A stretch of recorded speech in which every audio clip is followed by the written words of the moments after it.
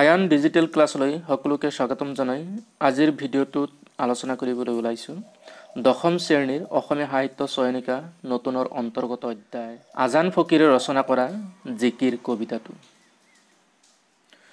প্ৰথমতে আমি আজান ফকীৰৰ বিষয়ে কিছু কথা জানি ল'ব লাগিব, সেয়ে আমি কবি পৰিচয়লৈ আগবাঢ়িছো। আজান ফকীৰে ইছলাম ধৰ্ম প্ৰচাৰ কৰিবলৈ বিদেশৰ পৰা অসমলৈ অহা ইছলাম ধৰ্মগুৰুসকলৰ ভিতৰত আজান ফকীৰ অন্যতম। তেওঁ অসমলৈ আহে কোনোৰ মতে আৰব দেশৰ পৰা আৰু কোনোৰ মতে আজমিৰৰ পৰা। আজান ফকীৰ অসম গমনৰ সময় সম্পৰ্কে নানা তথ্য পোৱা যায়। আনুমানিক খ্ৰীষ্টীয় সপ্তদশ শতিকাৰ মাজভাগত গদাধৰ সিংহৰ শাসনকালত অসমলৈ অহা আজান ফকীৰে কম সময়ৰ ভিতৰতে অসমীয়া কথা সুন্দৰকৈ শিকি জিকিৰ আৰু জাৰি গীত ৰচনা কৰে। তেওঁৰ আচল নাম হজৰত শ্বাহ মিলন। জনশ্ৰুতি মতে আজান ফকীৰে প্ৰথমতে অসমত আজান বা আহ্বান দি নামাজ পঢ়িবলৈ মুছলমানসকলক শিকাইছিল বাবে তেওঁৰ নাম আজান ফকীৰ হয়। আজান ফকীৰৰ জীৱন বৰ সংঘাতপূৰ্ণ আছিল। অসমলৈ আহি তেওঁ বিভিন্ন শাস্তিৰ সন্মুখীন হ'ব লগা হৈছিল। পিছত আহোম ৰজা গদাধৰ সিংহই তেওঁৰ মাহাত্ম্য বুজি পাই দিখৌ খৰাগুৰি চাপৰিত মাটি বাৰী দি মছজিদ সজাই দিয়ে আৰু তাতে আজান ফকীৰে কৰি ভকতৰ সৈতে ধৰ্ম চৰ্চা আৰম্ভ কৰে আৰু তাতেই তেখেতৰ মৃত্যু হয়। ইয়াতে প্ৰশ্ন হ'ব পাৰে, আজান ফকীৰৰ বিষয়ে চমুটোকা লিখা, তেতিয়াহ'লে উত্তৰত লিখিবা কবি পৰিচয়ত উল্লেখ কৰা কথাখিনি। আটাইতকৈ গুৰুত্বপূৰ্ণ প্ৰশ্নটো হ'ল বা সকলো সময়ত পৰীক্ষাত আহিয়ে থাকে, সেই প্ৰশ্নটো হৈছে আজান ফকীৰৰ আচল নাম কি? উত্তৰত লিখিবা হজৰত শ্বাহ মিলন। আন এটি প্ৰশ্ন হ'ব পাৰে, আজান ফকীৰ অসমলৈ ক'ৰ পৰা আহিছিল? উত্তৰত লিখিবা কোনোৰ মতে আৰব দেশৰ পৰা, আন কোনোৰ মতে আজমিৰৰ পৰা, আন কিছুমানৰ মতে বাগদাদৰ পৰা অহা বুলি কৈছে। এতিয়া আহিছোঁ পাঠবোধলৈ। জিকিৰ কবিতাটোৰ জৰিয়তে কি বুজাব বিচাৰিছে সেই কথাখিনি আমি জানিলোঁ। অসমৰ বৈষ্ণৱ ধৰ্মৰ লগত আজান ফকীৰ চাহাবৰ প্ৰৱৰ্তিত পন্থা বহুতো সাদৃশ্য দেখা পোৱা যায়। অনেক জিকিৰত বৈষ্ণৱ সাহিত্য আৰু লোকগীতৰ প্ৰতিধ্বনি শুনা যায়। এই গীতটি বাস্তৱ বস্তুৰ জৰিয়তে ধৰ্ম বৰ্ণ নিৰ্বিশেষে ছাত্ৰ ছাত্ৰীসকলৰ মাজত সমন্বয়ৰ ভাৱ গঢ়ি তুলিব পৰা যাব বুলি আশা কৰিয়ে গীতটি ইয়াত সন্নিৱিষ্ট কৰা হৈছে। গীতটিৰ জৰিয়তে আল্লাহৰ মাহাত্ম্য প্ৰকাশ কৰা হৈছে। এই জগতত আমি মানুহবোৰ আচলতে কোন, আমাৰ অস্তিত্ব কি, আমি কি কৰা উচিত, প্ৰকান্তৰে তাক ক'বলৈ বিচৰা হৈছে। জিকিৰ কবিতাটোৰ মাজেৰে উপৰোক্ত কথাখিনিয়ে আলোচনা কৰা হৈছে। এতিয়া আহিছোঁ শব্দাৰ্থলৈ।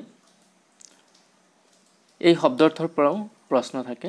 আসমান, আকাশ, আদম, আদি মানৱ, কোনোৰ মতে আল্লাহৰ সৃষ্টি প্ৰথম মানুহ, কুতুব, ধ্ৰুৱ নক্ষত্ৰ, ত্ৰিবেণী, গংগা যমুনা আৰু সৰস্বতীৰ সংগমস্থল অৰ্থাৎ ই পবিত্ৰ ঠাই, দৰিয়া, সাগৰ বা নদী, বেহাব, বেপাৰ কৰিব, মুমিন, বিশ্বাসী মুছলমান, ৰচুল, দেৱদূত, ঈশ্বৰৰ প্ৰেৰিত পুৰুষ, আল্লাহৰ দূত।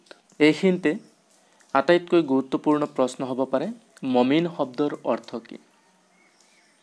তেতিয়াহ'লে উত্তৰত লিখিবা বিশ্বাসী মুছলমান। ইয়াতে আৰু কেইটামান শব্দাৰ্থ আমি জানিলোঁ।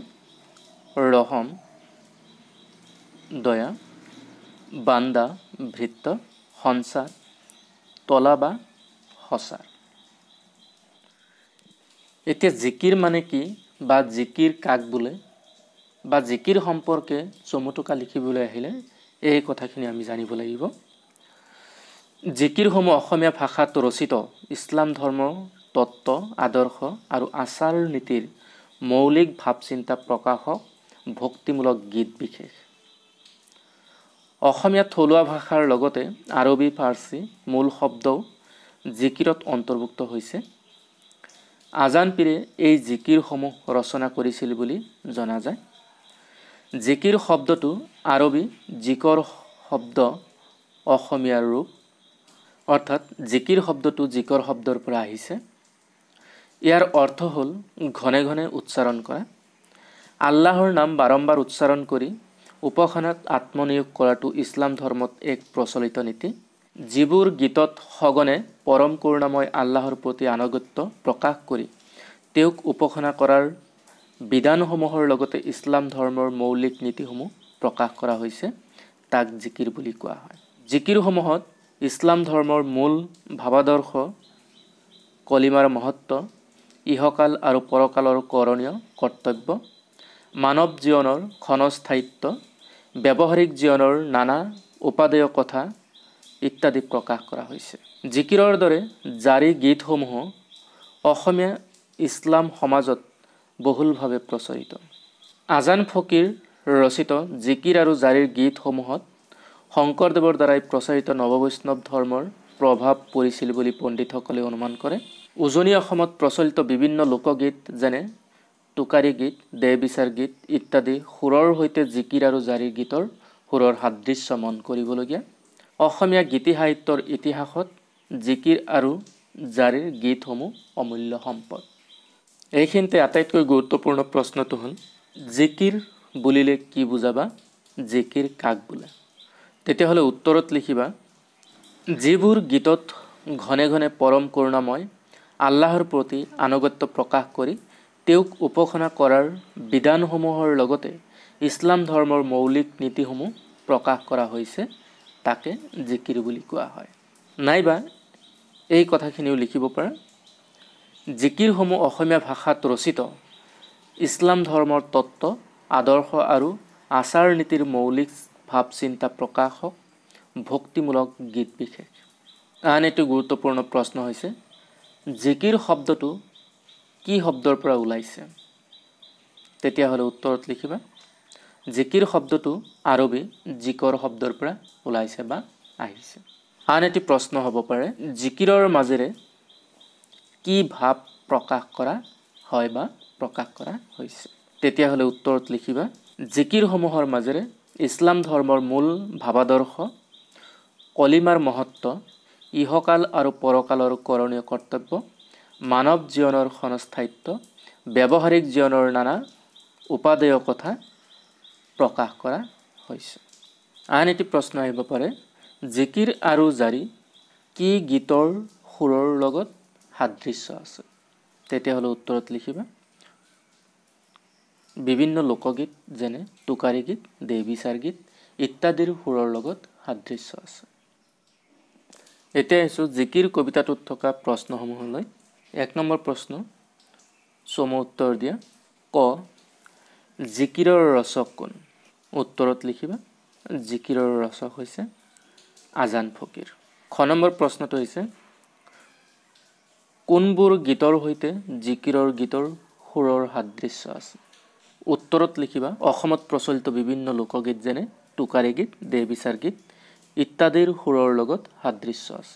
গ নম্বৰ প্ৰশ্ন, জিকিৰ শব্দটো কি শব্দৰ পৰা ওলাইছে?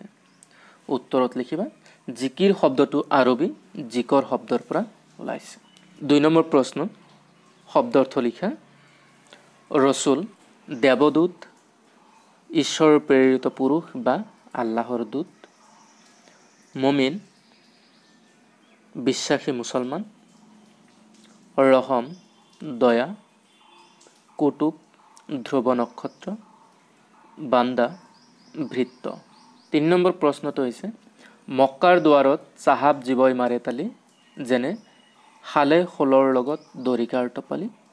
উল্লেখিত কবিতা ফাঁকিৰ অন্তৰ্নিহিত ভাৱটি বিশ্লেষণ কৰা। এই কবিতা ফাঁকিয়ে বা কবিতাংশই কি বুজাব বিচাৰিছে সেই কথাখিনি লিখিব লাগিব।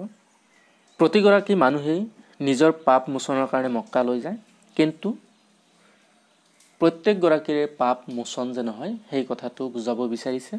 আৰু তাৰ লগত উদাহৰণ দিছে যে শালে শোলৰ লগত দৰিকাৰ টপালি, অৰ্থাৎ দৰিকা মাছে কেতিয়াও শাল শোলৰ লগত টপালি মাৰিব নোৱাৰে। আনকি দৰিকণা মাছৰ পুষ্টি শাল শোলৰ মাছৰ সমান কেতিয়াও হ'ব নোৱাৰে সেই কথাটোকে বুজাব বিচাৰিছে 4 নম্বৰ প্ৰশ্ন হৈছে ব্যাখ্যা কৰা পানী মৰে পিয়াহত অগ্নি মৰে জাৰত খুদা ৰসুল লুকাই আছে মুমিনৰ আঁৰত ইয়াৰ আগতে কোৱা হৈছে আমি যিকোনো পদ্যাংশ বা বাক্যহাৰী যদি আমি ব্যাখ্যা কৰোঁ তেতিয়াহ'লে বাক্যাংশ বা কবিতাংশ ঊৰ্ধ্বকমাৰ ভিতৰত ৰাখি উক্ত কবিতা ফাঁকি বা বাক্যাংশ ক'ৰ পৰা আহিছে কোনে ৰচনা কৰা সেই কথাখিনি উল্লেখ কৰিব লাগিব উদাহৰণ হিচাপে পানী মৰে পিয়াহত অগ্নি মৰে জাৰত খুদা ৰসুল লুকাই আছে মুমিনৰ আঁৰত এই কথাখিনি ঊৰ্ধ্বকমাৰ ভিতৰত ৰাখিবা তাৰ পিছত লিখিবা উক্ত কবিতা ফাঁকি আজান ফকীৰে ৰচনা কৰা জিকিৰ কবিতাটোৰ পৰা তুলি দিয়া হৈছে দ্বিতীয় দফাত লিখিবা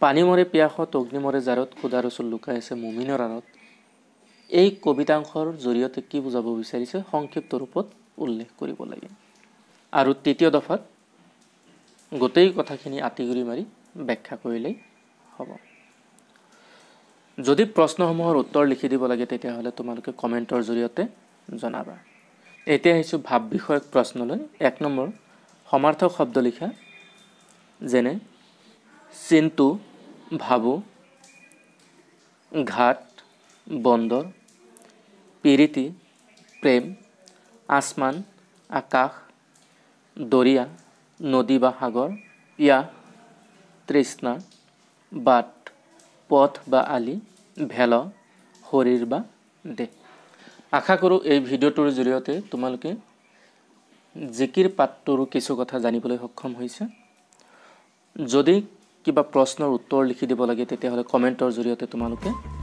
জনাবা চেনেলটো সাবস্ক্ৰাইব কৰিবা লাইক কৰিবা আৰু সহপাঠীৰ লগত শ্বেয়াৰ কৰিবা পিছৰ খণ্ডসমূহ চাবলৈ নাপাহৰিবা আজিৰ আলোচনা এইখিনিতে সামৰিছোঁ ধন্যবাদ